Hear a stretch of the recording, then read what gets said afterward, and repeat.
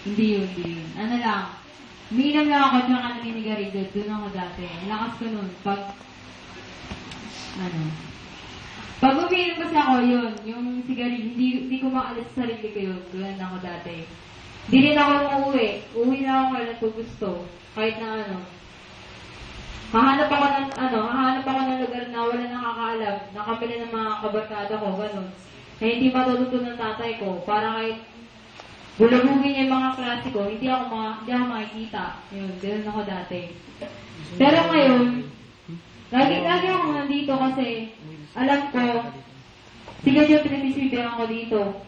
Hindi ko pinagsisisiyan na pagtata ako dito, na dinala ako dito ng mga kapatid ko, sila mga nagsalita kanina, sila nagdala sa akin dito. Na hindi ko sinasabi na hindi ko gusto, pero hindi ko siya inasahan na mangyayari sa akin noon. Yung pagbabago na yun nga lang, hindi siya tag ito. Hindi ko kasama din yung mga magulang ko kasi una-una yung magulang ko, iba yung side nila about sa pananalig. Hindi ganito. Ayaw nilang maniwala na yung nagsasalita si God. Alam ko rin, yung iba sa inyo, gano'n. Na nagdadalawang isip kayo, di ba? Alam ko naman yun eh. Pero ito, siya yung nagsasalita. Hingin niya sa kanya, manalangin kayo. Kung totoo siya, magbigay siya ng signs sa inyo mismo. Yung gusto niyong makita ng signs, na siya talaga siya talaga nagsasalita. Kasi hindi niyo malalaman na totoo siya. Ganun yung ginawa ko noon eh. Kasi hindi rin ako niniwala. Parang, basta yung ayaw ko rin gawin niya, iba-iba ng boses. Ganun ako. Tinititigan ko siya, eye to eye. Pero pag yung unang kita namin, ganun ako sa kanya, nakikipagtitigan ako. Kasi hindi ako naniniwala. Iniisip ko kaya kong gayahin yung boses na ganun. Pero, humingi ako ng signs no na, kung totoo siya, bigyan niya ako ng mga palatandaan na, sa akin, hiningi ko yun. Pero nakita ko yun, talagang, nagulat ako kasi, yung kinikilabutan pa ako nung kasi yung, sabi ko, yung natanggal ako dito nun, sabi ko, pag ako nakabalik, gusto ko, yung magulang ko, sila mismo yung magsasabi bumalik na ako. Yung ginawa naman nila, pero pag nandito sila, ay sa dating church namin, pag nandito na sila, parang ayaw niyang kaharap si tita yung likod, ayaw niyang kaharap yun. Kasi sabi niya sa akin lagi, may Latin. Yung Latin na yun, hindi kailangan sa buhay yun. Kaya kayo mga nababago, kung sakaling invite namin kayo, kung pinukulit namin kayo, dahil kay God yun, kasi may kailangan sa inyo si God, kailangan niyo rin siya, kaya magtulungan kayong dalawa. Hindi, yung pagbabago na gusto niyo mangyari sa inyo, makakatulong yan sa lahat ng tao na kapaligid sa inyo. Bukod doon, si God, mas matutuwa siya higit pa sa yung mararamdaman niyo pag nakapagbago na kayo. Yun lang.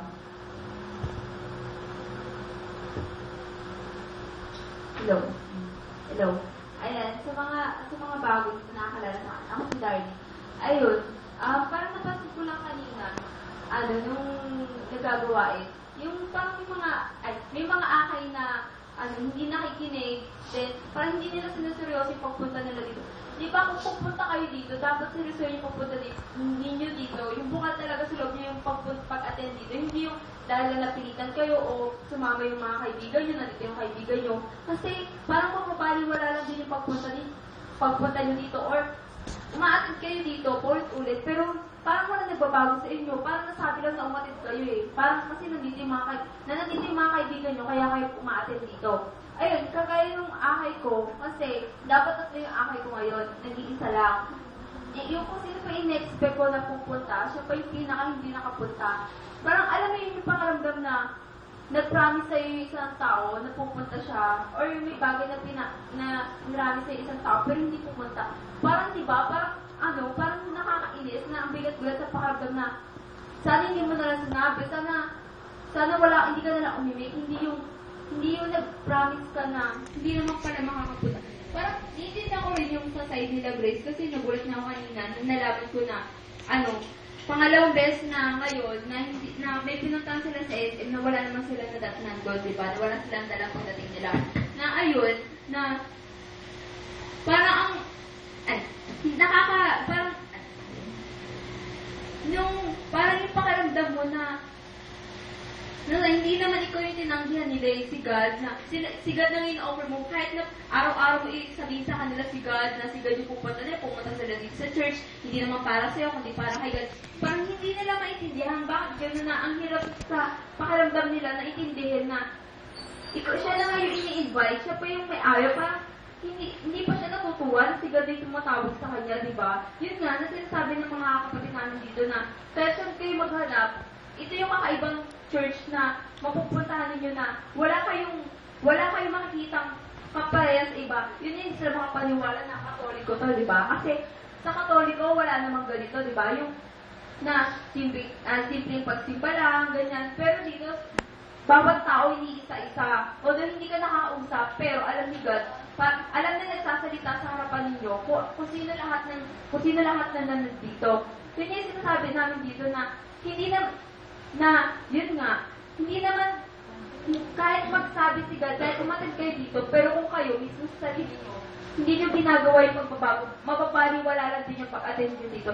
Kaya, ang pinupoint namin dito, kung a-attend kayo dito, siguro din yung seryoso kayo sa pag-attend nyo dito. Hindi lang umatid kayo dahil lang sa wala lang, dahil lang doon sa nag-akay sa inyo, kaya kayo umatid. Umatid kayo dito para kay God, hindi para doon sa ibang bagay. Ayun nga. Salamat. Yun. Ako si Jefferson. Share lang ako ng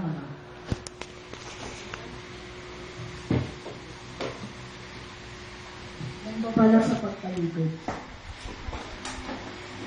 Mula sa iba sa inyo, nakakalimutan natin. Hebreo chapter 6, verse 1 to 20.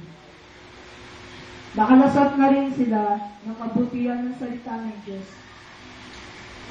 at nakadama ng kapangyarihan ng Diyos na lubusang mahayag sa panahon na darating. Yun, para sa akin, nakalasap na tayo ng biyaya galing kay God. Tapos, parang binabaliwala lang natin. Para saan pa yung paghihirap niya sa atin? Para saan pa ba yung pagpako sa krus? Sa mga ginawa niyang kasalanan, sa mga pag-ano ng kasalanan niya sa atin. Yeah. Ako naiinis ako kasi yun yan sa mga taong kilala nila yung Diyos sa pangalan lang.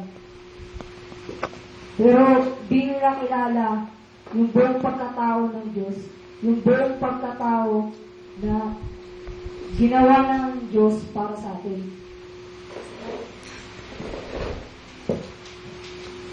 Diba?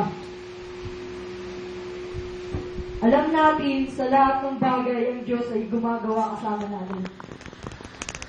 Pero bakit ganon? Hindi natin napapansin ang mga paghihirap na ginagawa niya para sa atin. Ibigin mo ang Panginoon ng buong puso, ng buong kaluluwa.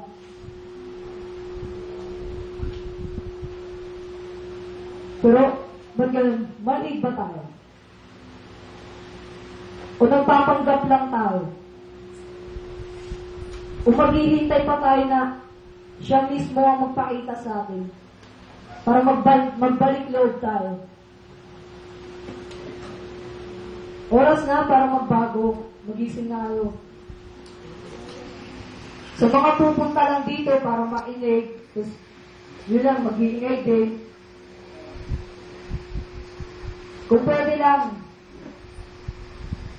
huwag na lang kayo pumunta. Hindi sa nagsasayang kayo ng pera. Kasi, alam ko, niluloko niyo yung sarili niyo.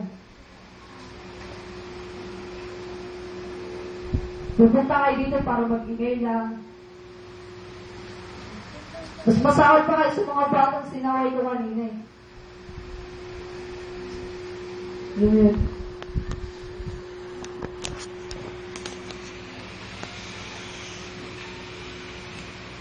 Pero sa akin, nagbago na talaga kayo. Dahil hindi natin alam ang takbo ng mundo. Baka bukas, mawala na to, o baka mamaya. Kaya please lang.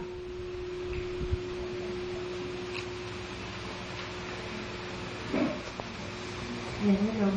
Ako si Juliet, yung hindi nakakala sa akin. Good afternoon. Yan, sa kanina, yung sinabi ni Grace sa kanila Darwin, nakita ko yung takbo nila dito, yung itsura nila na sabi nila lang sa'yo.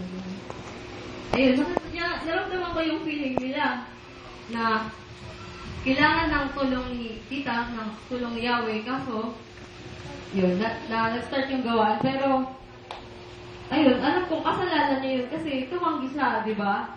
Na, si God yung nag-invite, si God yung gumamit sa kanilang dalawa para invite sila. Pero ano yung ginawa, di ba? Tinanggihan, ayun, yung sa mga akay naman, nasasabi ko na, wag yung gagawin yun na, ayan, di ba?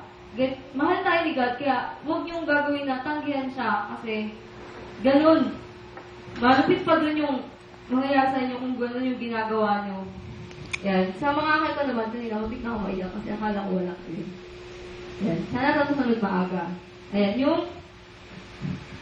Yung sinabi ni Jocelyn na sign, ginawa ko din yun yung, una ko napunta kasi dito yung before na umatay na ako dito, hindi pa, yung unang invite sa akin, hindi pa. Tapos, and then, yung pangalang invite, pumunta ako. Tapos, kasi, sa mga ginagawa ko, nakonsult si God, na, nanghihingi ako ng sign sa kanya, na sabi ko na, kung win mo na, doon ako mag-stay. Nanghihingi ako ng sign sa kanya, ayun, yung sign na yun talaga na, ginawa niya. Kaya, eto, bumalik ako dito, kaya, ngayon, ayan, nakakatawa. Saka nakakatawa rin itong araw na ito kasi, imagine, sa dinami ng Sunday, ngayon lang na marami yung tumanggap kay God. Diba? Nakakatawa. At saka, ayan, sa mga nagsabi na babalik, huwag sa puso. Ayun. Salamat. Ayan. Balik kayo kasi walang mawawala. Saka si God, maraming gagawin pa ng malaki sa buhay natin. Ayan. Salamat.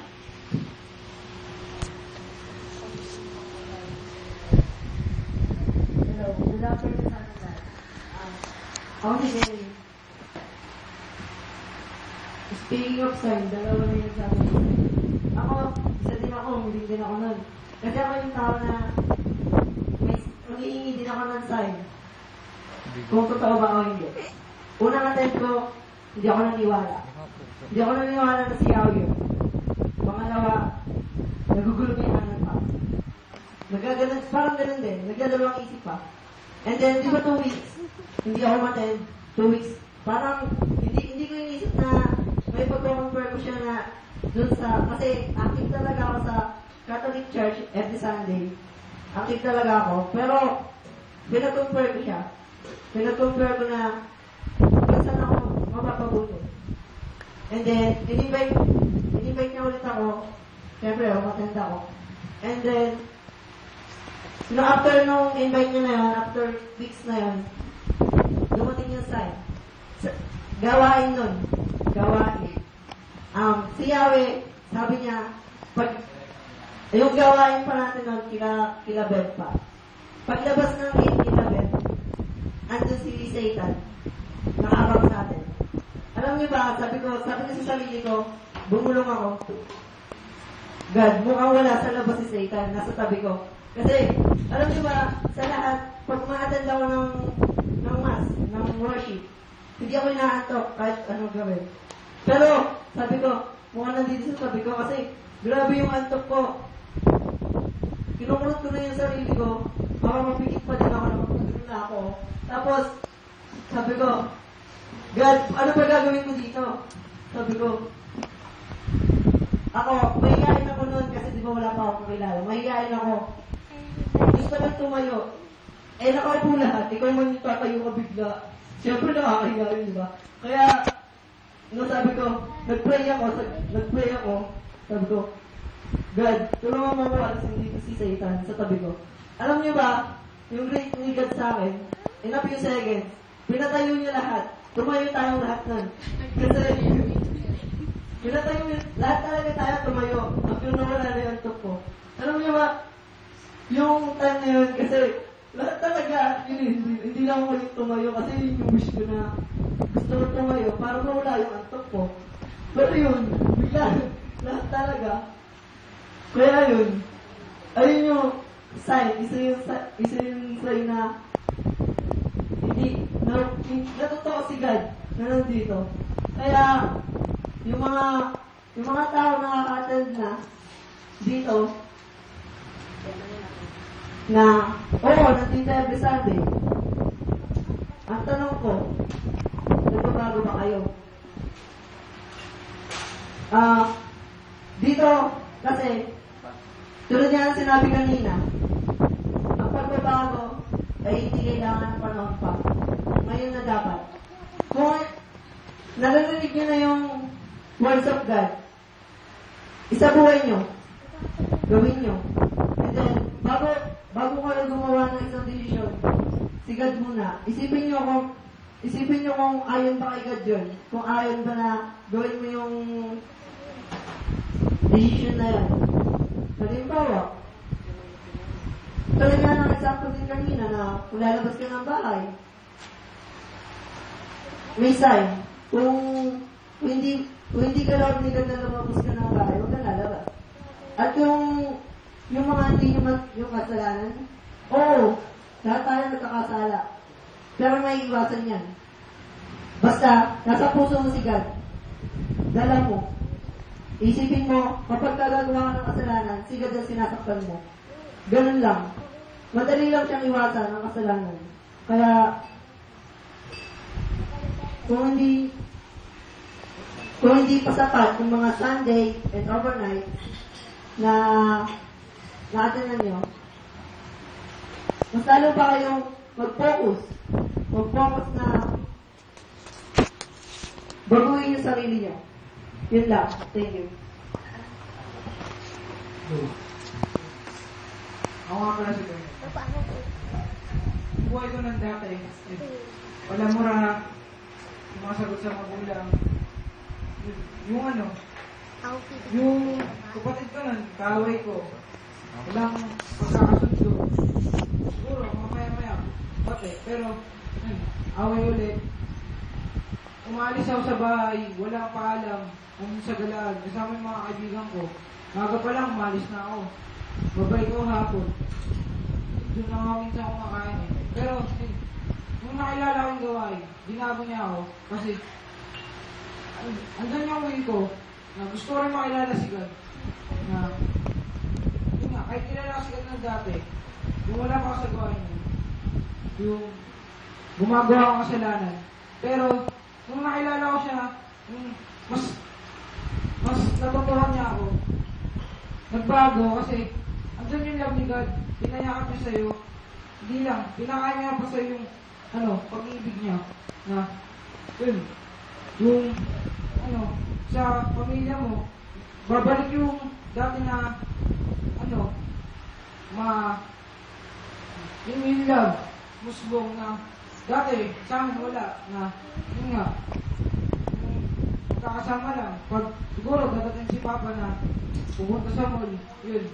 Pero, yun, yung dumating yung gawain sa amin, linggo-linggo nandito, pati yung mga pinsan ko, na kasama namin, yun, nag-worship kami kay God, mas napapalapit kami sa isa't isa, na, yun, napapalapit kami sa isa't isa, na kasama namin si God, yun. Sinasabi ko lang na, kung nandito kayo, mas mapapabuti kayo na walang masama na ibabalik sa inyo itong gawain na to. Kundi, puro mabuti. Dahil si God yung totoo dito. Hindi siya biro. Totoo talaga. Yun. Sinasabi ko lang sa mga bago, bumalik kayo kasi may alam na kayo. Mas masakit yung parusa sa may alam na kilala niyo na si God. Hindi niya rin kayo. Kasi, kumbaga siyempre, masakit yun. Doon pa nga lang sa pagkakasala natin, napakasakit na yun. Yung pa kaya na tinagin mo na hindi mo siya kilala. Diba? Yun. Sabi ko lang, bumalik kayo, magdala kayo, tapos dito na kayo magstay. Kasi walang katulad ng gawain na to.